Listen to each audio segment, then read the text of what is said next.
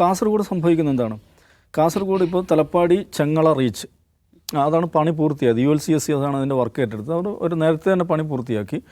അവിടെ toll പ്ലാസയുണ്ട്, തലപ്പാടിയിൽ toll പ്ലാസയുണ്ട്. ഇപ്പം professor പറഞ്ഞ മാതിരി കാസർഗോട്ടുകാരെ സംബന്ധിച്ച് അവർ ഒരു കാപ്പി കുടിക്കാൻ പോകുന്ന സ്ഥലമാണ് മംഗലാപുരം. അവർ മംഗലാപുരത്തേക്ക് പോകുമ്പോൾ ഒരു ടോൾ പ്ലാസ നേരത്തെ കടന്നിട്ടാണ് പോകുന്നത്, തലപ്പാടിയിൽ ടോൾ പ്ലാസ. ഇപ്പോൾ വന്നിരിക്കുന്നത് ഇത് ഭയങ്കര തമാശയാണ്. ഇപ്പോൾ വന്നിരിക്കുന്ന ടോൾ പ്ലാസ എന്താണെന്നറിയോ? ഈ ചെങ്ങള തലപ്പാടി റീച്ചിന് വേണ്ടിയുള്ള ടോൾ പ്ലാസ അല്ല, ചെങ്ങള കാലിക്കടവ് റീച്ചുണ്ട്. ഈ ചെങ്ങള കാസർഗോഡ് നഗരത്തിനടുത്തുള്ള ചെങ്ങളയിൽ നിന്ന് കാസർഗോഡ് കണ്ണൂർ ജില്ലാതിർത്തിയായുള്ള കാലിക്കടവ് വരെയുള്ള റീച്ച്, ആ റീച്ചിലേക്കുള്ള ടോൾ പ്ലാസയാണ് ഇപ്പോൾ ആരിക്കാടിയിൽ, കുമ്പള ആരിക്കാടിയിൽ വെച്ചിരിക്കുന്നത്. ഈ റീച്ചിൻ്റെ അവസ്ഥ എന്താ പറയുക? ഞാൻ കഴിഞ്ഞ ആഴ്ച അതിലെ യാത്ര ചെയ്താണ്. ദുരിത യാത്രയാണ്. അവിടെ പണി എവിടെ എത്തിയിട്ടില്ലെന്ന് മാത്രമല്ല, താൽക്കാലിക സംവിധാനങ്ങൾ പോലും അങ്ങേയറ്റം ക്ലേശകരമായിട്ട് നമുക്ക് ആ റൂട്ടിലൂടെ യാത്ര ചെയ്യാൻ പറ്റുള്ളൂ. അതിൻ്റെ പണി എവിടെ എത്തിയിട്ടില്ല. മേഘ എഞ്ചിനീയറിംഗ് ആൻഡ് കൺസ്ട്രക്ഷൻ ലിമിറ്റഡ് എന്ന് പറയുന്നൊരു കമ്പനിക്കാണ് അതിൻ്റെ ഉത്തരവാദിത്തം, കോൺട്രാക്ട് കൊടുത്തിരിക്കുന്നത്. ഈ കമ്പനിയുടെ തമാശ എന്താണെന്ന് വെച്ചാൽ, കഴിഞ്ഞ വർഷം ജൂണിൽ ചെർക്കളയിൽ ഇതിൻ്റെ പ്രൊട്ടക്ഷൻ വാള് തകർന്നു വീണതിൻ്റെ പേരിൽ ബ്ലാക്ക് ലിസ്റ്റിൽ ഒരു വർഷത്തെ ഡീബാർമെൻ്റ് ഏർപ്പെടുത്തപ്പെട്ട കമ്പനിയാണ്. ആ പണി എവിടെയും എത്തിച്ചിട്ടില്ലാത്ത തെറ്റായ നടപടിയുടെ പേരിൽ NHAIയുടെ തന്നെ നടപടിക്ക് വിധേയമായ ഒരു കമ്പനിക്ക് വേണ്ടിയിട്ട് അവരുടെ ഒരു റീച്ചിന് വേണ്ടി പൂർത്തിയാകാത്ത എവിടെയും എത്താത്ത ഒരു റീച്ച്, അവർ 60% പൂർത്തിയായെന്നൊക്കെ അവർ അവകാശപ്പെടുന്നുണ്ട്. പക്ഷേ അവിടെ അതിലൂടെ യാത്ര ചെയ്യുന്ന ഒരാൾക്കും 60 പോയിട്ട് 30% പോലും പൂർത്തിയായെന്ന് പറയാൻ പറ്റില്ല. അവിടെ ആ തെക്കൽ ഭാഗത്തൊക്കെ ശരിക്കും പറഞ്ഞാൽ അപകട സാധ്യതകൾ ഇപ്പോഴും യാത്ര ചെയ്യുമ്പോൾ നമുക്ക് പേടിയാവും. അത്രയ്ക്കും ഭീകരമാണ് അവിടുത്തെ അവസ്ഥ എന്ന് പറയുന്നത്. അവർക്ക് വേണ്ടിയിട്ടാണ് ഇവിടെ ടോൾ പ്ലാസ കെട്ടിയിരിക്കുന്നത്. അതെങ്ങനെയാണ് ശരിയാകുക? ഇപ്പോൾ ചെങ്ങള കാലിക്കടവ് റീച്ചിലൂടെയുള്ള യാത്രയ്ക്ക് വേണ്ടിയിട്ട് കാസർഗോട്ടുകാരും കുമ്പളക്കാരും മഞ്ചേശ്വരത്തുള്ള ആളുകൾ എങ്ങനെയാണ് ടോൾ കൊടുക്കുക? എന്താണ് അതിൻ്റെ ലോജിക്ക്? ഉണ്ടല്ലോ, ഒരു മിനിമം ലോജിക്ക് അതിന് വേണമല്ലോ. ഈ കൺസ്യൂമർ പ്രൊട്ടക്ഷൻ ആക്ട് മുതൽ കാര്യങ്ങളൊക്കെ വിട്ടേക്കും. ഒരു മിനിമം ലോജിക്ക് അതിന് വേണ്ടല്ലേ? ചെങ്ങള കാലിക്കടവ് റീച്ച് പണി എവിടെയും എത്തിയിട്ടില്ലാതെ ചെങ്ങള കാലിക്കടവ് റീച്ചിന് വേണ്ടിയുള്ള ടോൾ പ്ലാസ കുമ്പള ആരിക്കാടിയിൽ കെട്ടിയിട്ട് അവിടെ നിന്ന് പൈസ പിരിക്കുക എന്ന് പറയുന്നതിൻ്റെ സാമാന്യ യുക്തി എന്താണ്? ഇതിന് കേന്ദ്ര സർക്കാരും NHAI മറുപടി പറയണം. ഇനി നേരത്തെ പറഞ്ഞ NHAIയുടെ റൂൾസ് തന്നെ 60 കിലോമീറ്ററാണ് ഇതിൻ്റെ എന്താണ് പറയുക, അതിൻ്റെ പരിധി എന്ന് പറയുക. 60 കിലോമീറ്ററിനിടയിലെ ടോൾ പ്ലാസ കെട്ടാൻ പാടുള്ളൂ. ഇവിടെ 40 കിലോമീറ്ററിനുള്ളിൽ 45 കിലോമീറ്ററിനുള്ളിൽ 2 ടോൾ പ്ലാസ വരികയാണ്. കാസർഗോഡ് നിന്ന് ഒരാൾക്ക് മംഗലാപുരത്ത് ആശുപത്രിയിൽ പോയി വരാൻ മാത്രം 250 രൂപ ചിലവാകുകയാണ്. ഒരു സാധാരണ യാത്രയ്ക്ക് വേണ്ടി ചിലവാകുകയാണ്. നിത്യേന അങ്ങനെ പോയി വരുന്ന ആളുകളാണ്, മനസ്സിലാക്കണം. മംഗലാപുരത്ത് തൊഴിലെടുക്കുന്ന ആയിരക്കണക്കിന് ആളുകൾ കാസർഗോഡ്, മഞ്ചേശ്വർ, കുമ്പള ഭാഗങ്ങളിലുള്ളതാണ്. അത് സ്വാഭാവികമായിട്ടും ജനങ്ങൾക്ക് അതിനോട് പ്രതിഷേധം ഉണ്ടാവും. ആ പ്രതിഷേധം അവർ രേഖപ്പെടുത്തുകയാണ്. അതിൽ മഞ്ചേശ്വരത്ത് സെയിം കേസാണ് കോഴിക്കോടുള്ളത്. കോഴിക്കോട് പന്തിരാങ്കാവിൽ ടോൾ പ്ലാസ കിട്ടുമ്പോൾ നമുക്കറിയാം, മലാപ്പറമ്പ് ജംഗ്ഷൻ അവിടുത്തെ സർവീസ് റോഡുകൾ പൂർത്തിയായിട്ടില്ല, പലയിടത്തും സർവീസ് റോഡുകളായിട്ടില്ല.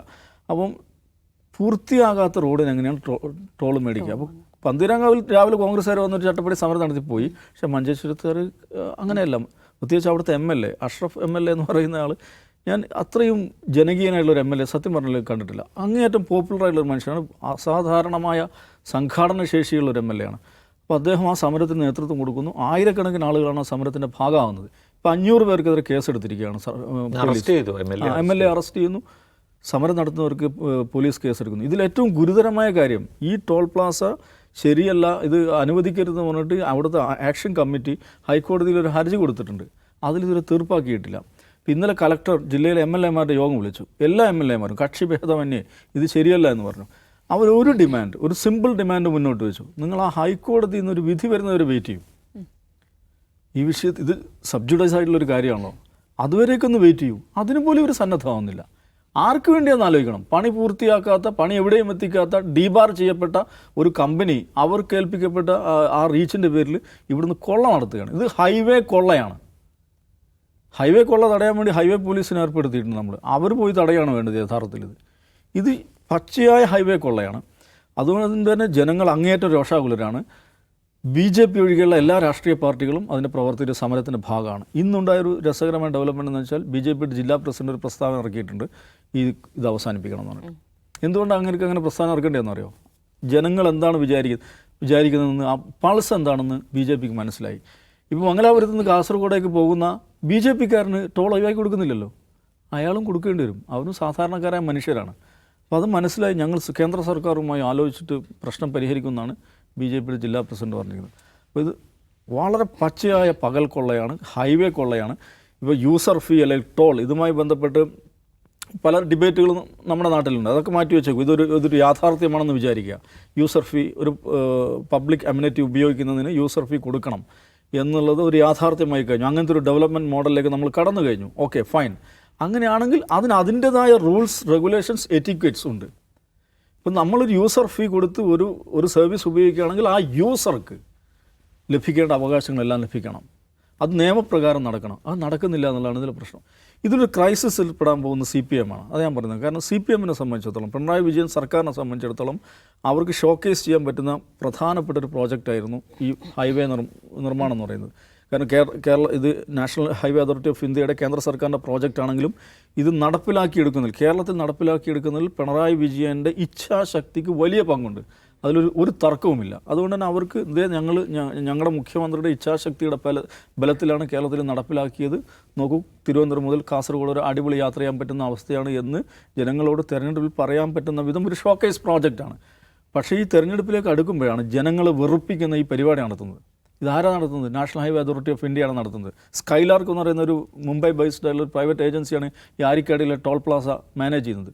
അപ്പോൾ സർക്കാർ ഗൗരവമായിട്ട് ഇടപെടണം. CPM-ഉം സർക്കാരും അവർക്ക് കുറച്ചുകൂടി ഉത്തരവാദിത്തമുണ്ടെന്ന് എനിക്ക് തോന്നുന്നത്. കാരണം അവരെ സംബന്ധിച്ചിടത്തോളം ഈ ജനരോഷം അടുത്ത തെരഞ്ഞെടുപ്പിൽ അവർക്ക് ഗുണകരമാകേണ്ടിയിരുന്നൊരു പ്രോജക്റ്റ് അവർക്കെതിരായി ജനരോഷം ഉണ്ടാക്കാനുള്ള ഒരു സംഗതിയായിട്ട് മാറാൻ പോവുകയാണ്.